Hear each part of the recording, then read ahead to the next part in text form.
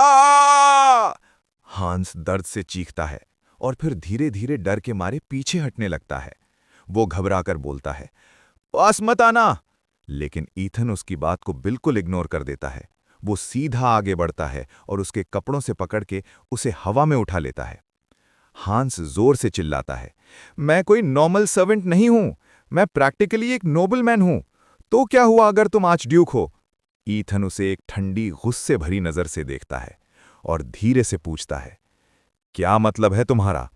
ये सुनते ही हांस और भी ज्यादा नर्वस हो जाता है, लेकिन फिर भी वो हिम्मत जुटाकर बोलता है, सिर्फ इसलिए कि तुम आर्चड्यूक हो, तुम्हें यह हक नहीं मिल जाता कि तुम मेरे साथ ऐसा बिहेव करो। हांस के दिमाग में अभी भी यही चल रहा होता है, बैरन कार्गस की फैमिली मुझे बचा लेगी। ये सोच के वो हल्का सा ग्रिन करता है, लेकिन अगले ही सेकंड धड़ाप, ईथन उसे इतना जोर से थप्पड़ मारता है कि उसका पूरा फेस साइड में मुड़ जाता है और रुकता भी नहीं, एक के बाद एक और हिट्स। ये देखकर बाकी सर्वेंट्स डर के मारे कांपने लगते हैं। ईथन ठंडी आवाज में बोलता है, सपने देखना बुरी बात नहीं है, लेकिन इतने बेकार सपने मत देखो। वो उसे घूरते हुए कहता है, तुम्हें लगता है वो पैथेटिक बैरन और उसकी फैमिली तुम्हें बचा लेगी?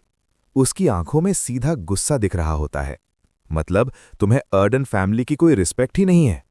हांस डर के मारे पूछता है, मेरे साथ ऐसा क्यों कर रहे हो? ईथन तुरंत जवाब देता है, तुम्हें सच में समझ नहीं आ रहा? और फिर अपना हाथ दोबारा उठाता है अगला ब्लो देने के लिए। ये देखते ही हांस को सब समझ आ जाता है। उसके दिमाग में एक ही नाम आता है, आर्चड्यूचेस मरी। डर के मारे हंस तुरंत सर्वेंट्स को चिल्लाता है, जल्दी जाओ और आर्चड्यूचेस की हेल्प करो। बाकी सर्वेंट्स बिना कुछ बोले तुरंत हिल जाते हैं। ईथन धीरे से उसे छोड़ देता है, लेकिन जाने से पहले वो उसके शोल्डर को जोर से पकड़ता है और ठंडी आवाज में कहता है, ध्यान से सुन, अगले बार थोड़ा यूजफुल बनना। ये सुनते ही हंस सीधा उसके पैरों में गिर जाता है। मैं जरूर यूजफुल बनूंगा। वो डर के मारे तुरंत हाँ भर देता है, लेकिन अंदर ही अंदर सोच रहा होता है कि ये बंदा पागल हो गया है।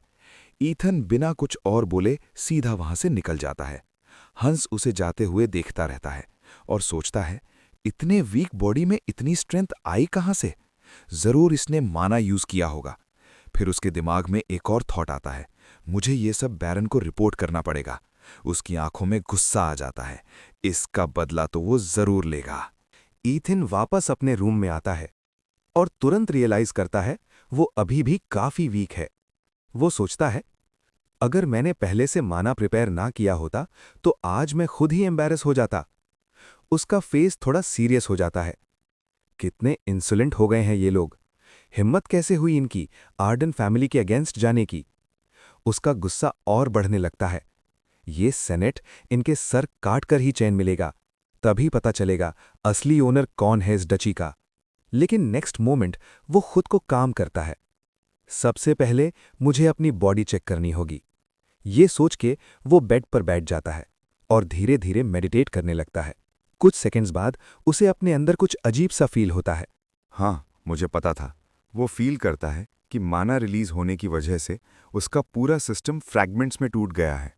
उसके हाथ, पैर, पाम्स और एंकल्स तक माना हर जगह स्कैटर्ड है। लेकिन फिर भी वो इतना वरिड नहीं होता। ऑनेस्टली इतना भी बुरा नहीं है। कुछ हद तक ये मेरे लिए बेनिफिशियल भी हो सकता है। वो कामली सोचता है, अगर मैं कोई नॉर्मल नाइट होता तो शायद कब का मर चुका होता। लेकिन वो कौन है? मैं अभी भी कॉन्टिनेंट का बेस्ट स्वॉर्ड्समैन हूं। वो अपने बॉडी में एनर्जी फ्लो करता है और चेक करता है। 10 साल कोमा में रहने के बाद भी ये बॉडी इतनी बुरी कंडीशन में नहीं है। लेकिन फिर उसे एक प्रॉब्लम फील होती है। माना फ्लो करने वाली वेन्स काफी वीक हो चुकी हैं। ईथन डिसाइड करता है, मैं सब कुछ धीरे धीरे फिक्स करूंगा। और सबसे पहले वो स्टार्ट करता है रेजोनेंस से। रेजोनेंस का मतलब होता है एनवायरनमेंट से सेम वेवलेंथ का माना एब्जॉर्ब करना और उसे एक पॉइंट पर कॉन्सेंट्रेट करना जब तक रिक्वायर्ड अमाउंट वापस ना आ जाए। ईथन डिसाइड करता है, सबसे पहले मैं अपना स्वॉर्ड वाला हाथ रिकवर करूंगा। और फिर वो पूरा फोकस लगा के कॉन्सेंट्रेट करना स्टार्ट कर देता है।